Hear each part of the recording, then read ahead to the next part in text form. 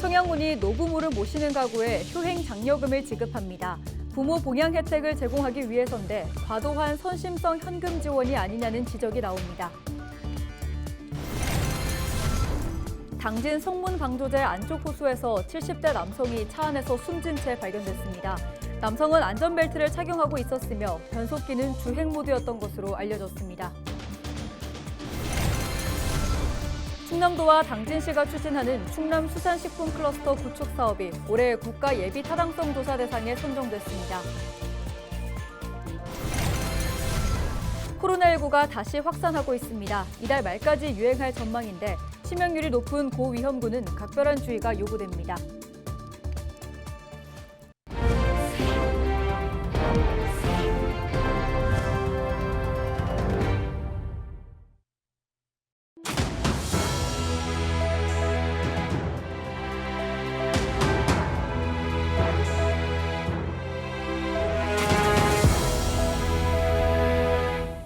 시청자 여러분 안녕하십니까? 헬로티비 충남 뉴스입니다.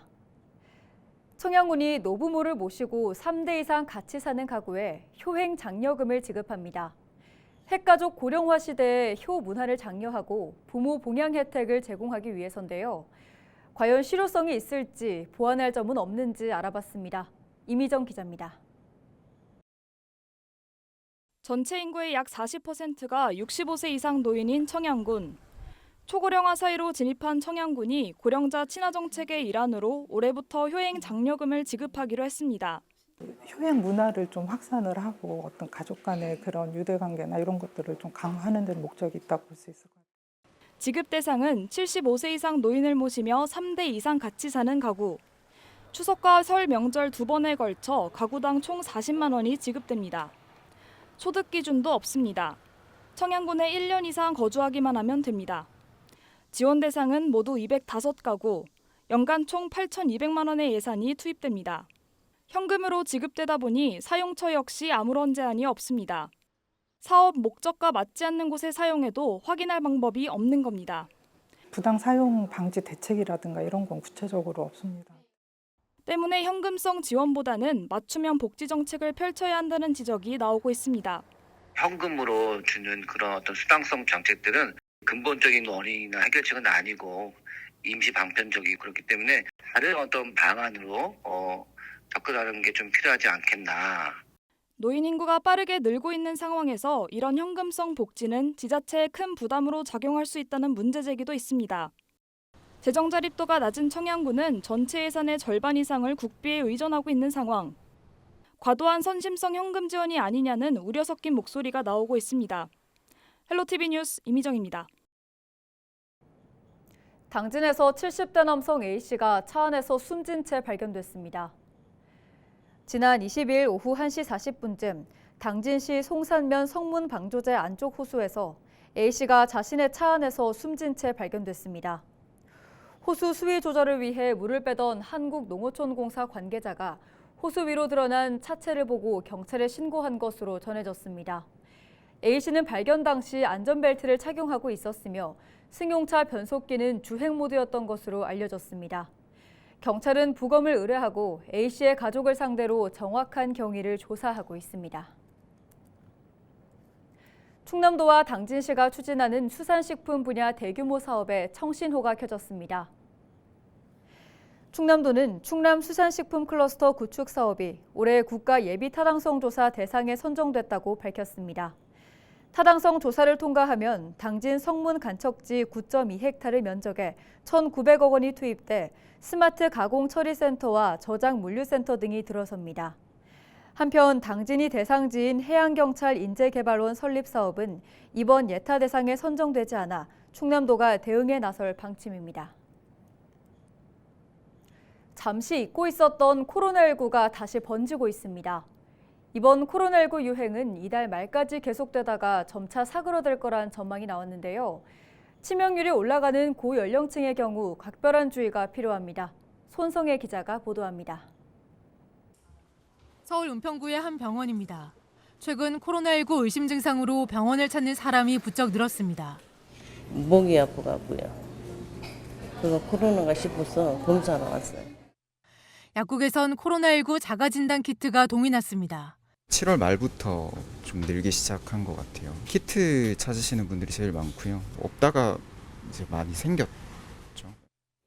한동안 잠잠했던 코로나19가 다시 빠르게 확산하고 있는 겁니다. 7월 200여 명이었던 코로나19 입원 환자는 8월 들어 1,300명을 넘어섰습니다. 한 달 만에 6배 이상 급증한 셈입니다. 이번 유행은 이달 말까지 계속될 거란 전망입니다. 인구 집단의 면역력이 시간이 지나면서 점점 감소하는 현상, 그리고 여름철을 맞아서 인구 이동이 많아지거나 또 아니면 밀폐된 환경에서 에어컨 가동 같은 것들이 바이러스 전파의 원인이 될 수 있겠고요. 문제는 전공의들의 집단 진료 거부로 의료 공백이 커진 가운데 치명률이 크게 오를 수 있는 고연령층 감염이 늘고 있다는 겁니다. 8월 둘째 주 기준 코로나19 전체 입원 환자의 65% 이상이 65세 이상 고령층입니다.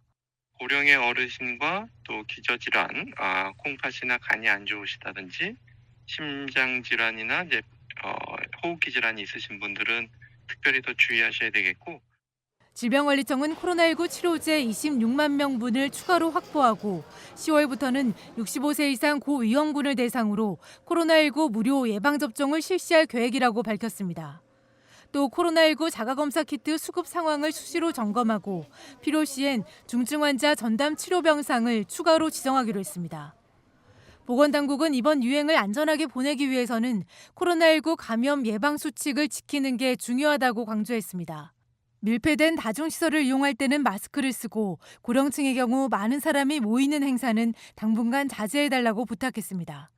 헬로티비 뉴스 손성혜입니다.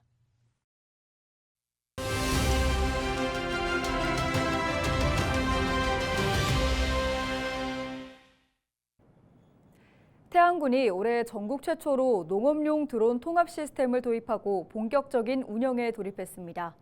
태안군 농업기술센터 이효기 주무관 전화 연결해서 자세한 내용 들어보겠습니다. 주무관님 안녕하세요. 먼저 태안군이 농업용 드론 통합 시스템을 구축했습니다. 먼저 어떤 시스템인지 좀 소개 부탁드립니다. 농업용 드론 통합 시스템은 항공방제의 비행기록 장치를 도입하는 것이 핵심입니다.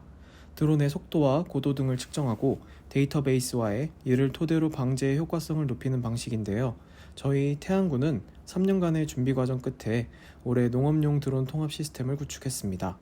비행기록 장치 50대를 시범 도입해 벼와 병해충 항공방제 등 다양한 분야에 활용할 예정입니다. 네, 그렇다면 농업 현장에서 이게 어떻게 활용이 되는 건가요? 농업용 드론 통합 시스템 구축으로 시스템 모니터를 통해 방제 현황을 확인할 수 있습니다. 네. 이를 통해 모든 공간에 균일한 약제 살포가 가능하며 원하는 곳에 집중 방제하거나 불필요한 것을 건너뛰는 등 사용자 중심의 방제가 가능해진다는 장점이 있습니다.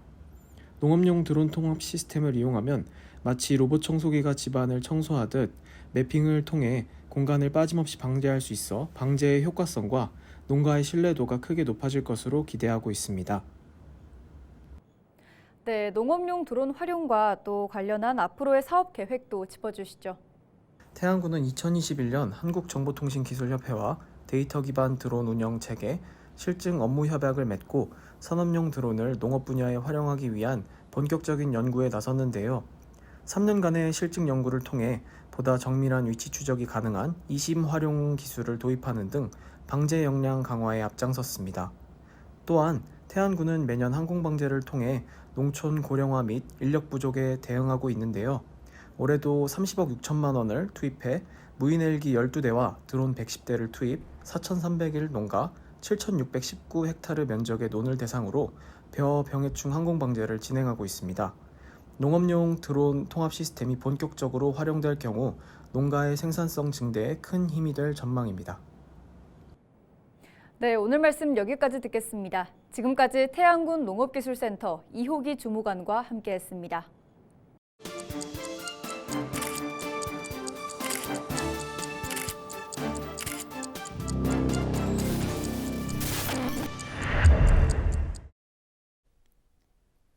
시청자 여러분 안녕하십니까? 도민 여러분의 교통안전을 책임지고 있는 충남경찰청 김혜진 경사입니다. 사고 현장이 담긴 블랙박스 영상을 통해 교통안전 수칙을 점검해보는 시간, 오늘의 첫 번째 영상부터 만나보겠습니다. 지난 5월 당진의 한 도로, 직진하는 블랙박스 차량과 좌측에서 진입하는 차량이 충돌합니다. 신호 없는 T자형 교차로에서 일어난 이 사고로 한 명이 크게 다쳤는데요. 신호가 없는 교차로에 들어가려는 좌우회전 차량은 교차로를 오가는 차량에 주의하며 안전하게 진입해야 합니다. 직진 차량 역시 다른 방향에서 오는 차량이 있는지 확인하면서 서행하는 게 사고를 예방하는 가장 좋은 방법입니다. 다음 영상 이어서 보겠습니다. 지난 7월 홍성의 한 교차로, 좌회전하는 블랙박스 차량과 직진하는 오토바이가 충돌하는 사고가 발생합니다. 신호기가 적색불로 바뀐 상태에서 무리하게 비보호 좌회전을 하다 사고를 낸 건데요.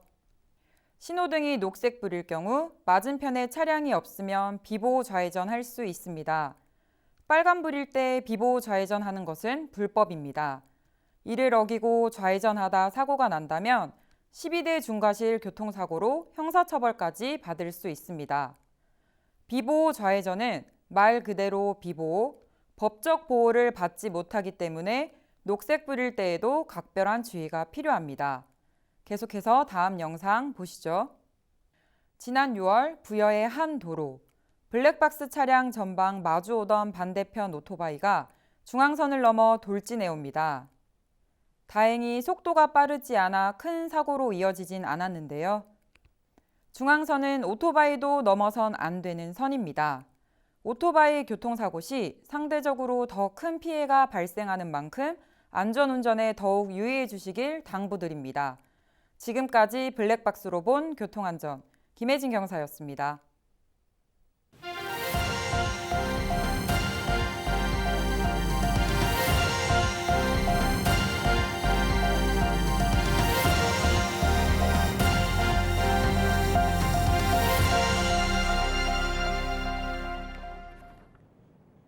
당진에서 통근버스와 트레일러가 충돌하는 사고가 나 7명이 다쳤습니다.